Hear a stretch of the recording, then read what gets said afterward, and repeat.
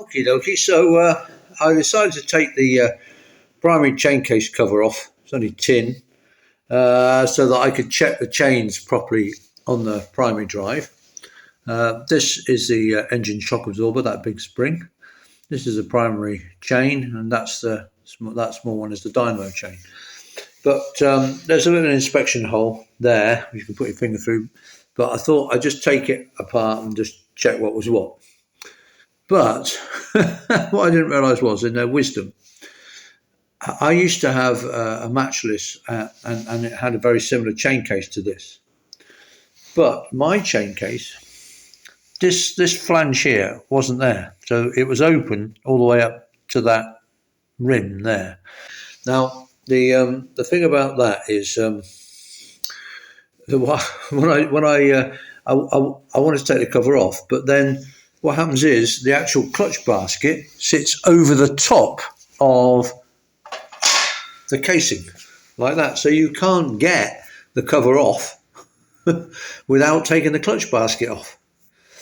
Bonkers. Which is, so you can see why on my later model is cut away to there, because then obviously it lifts clear of the clutch basket. But so I ended up taking the clutch basket off, one thing and another. Okay, so I've taken the primary chain case apart because I was getting a bit of a funny noise out of it, and I just wanted to check it and also really to see what was under there.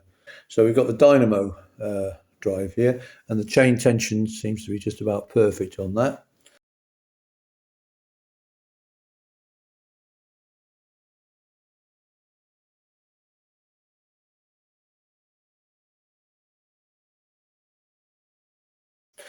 And obviously this is the gearbox, and to tension the primary chain you move the gearbox backwards and forwards, which is why the oil seal at the back, it's sort of like 4 inches wide.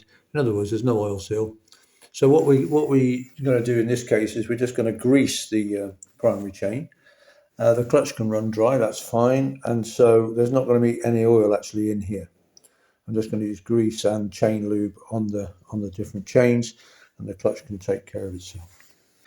And then behind the clutch you have these rollers. Now these rollers are loose, they're not in a cage, so as I was getting things off they all fell out.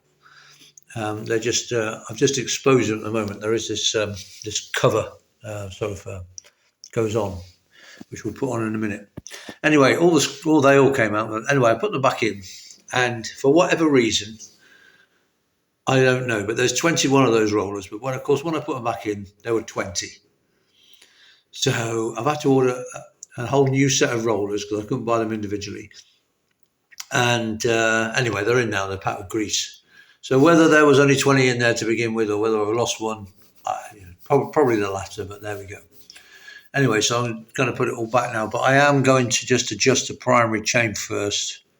It's definitely a little bit on the slack side, that primary chain. The dynamo chain, I think, is just about perfect.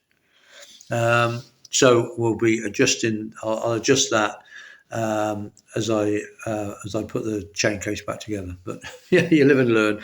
I thought, having done one before, I thought, I'll just take the chain case off, not realising that you couldn't on this model because of that flange. So I think you can see why they changed the design a bit later on. Anyway, so what we're going to do is, it's just been running in grease. The clutch plates are dry, and we're going to do the same. I'm just going to spray the chains up with chain lube, and that's all that's going to be in the primary chain case. We're not going to have any other lubrication in there. So effectively be running dry.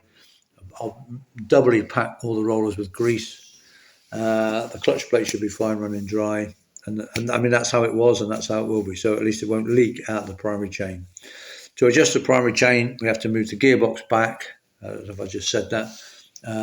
So we'll be doing that. You do that from the other side. You just literally swing the gearbox backwards to tension the primary chain a bit. Anyway, well, sort of, 2 steps forward, 1 step back. But anyway, we're getting there. And I like doing it because then you kind of get to know the engine. Otherwise you think, well, what's behind that cover? If you didn't take it off, I don't like that. I don't like riding a bike thinking, well, I don't actually know what's in there. I don't really know what it does. I don't know how to adjust it. So, it's good to, to do it. And it's very similar to my old Matchless. I had a G3 LS 54 Matchless, very similar, but obviously there are a few little differences. And obviously it was, well, I don't know how many, 20 odd, 30 odd years ago since I last worked on my Matchless, so of course I've forgotten so much. Right, so I've just adjusted the primary chain. So this bolt here is fixed to the top of the gearbox, and then there's this sort of head here which is on the engine frame, and so to adjust it, you either pull the rod backwards by doing this nut up and loosening that one, which is what we've done, which pulls the gearbox backwards, or vice versa. So there's a big bolt at the top of the gearbox there, you loosen that, and then there's another bolt at the bottom, you loosen that, and that enables, and then adjust it, as I say, by screwing these adjusters in it, which literally pulls the gearbox backwards, and then tighten those up, tighten off the top nut, tighten off the bolt that's underneath, and that's it.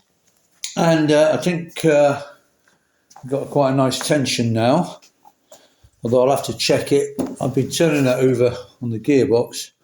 I think that's just about perfect now, but I haven't been able to turn it because I haven't got the clutch back on yet. I haven't been able to turn it over, with the engine. So I'll do that. But to do that, let's have a think. Yeah, so I've got to get the clutch back together before I can do that. So I've got to put the primary chain case back on. So I'll do that. I'll do that later on when the chain case is back on. I'll just turn it over and check it's the same tension all the way around. Right, so we can carry on rebuilding the actual primary chain case now. So the next thing I'm going to do is massively oil all these chains. I've put this sort of thrust washer or whatever end sort of plate back to cover up those roller bearings, and then there's a spacer, a ring that goes on over the shaft, which is quite handy because it helps hold all the bearings in place before you tighten everything up. So what I'm going to do now is I'm going to put some chain oil all over these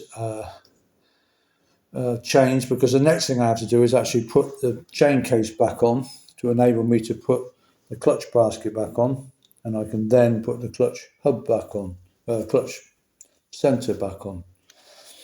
It's all a bit of a faff, but yeah, so that's what we're going to do. I'm just going to grease everything now and then get ready to put the chain case back on.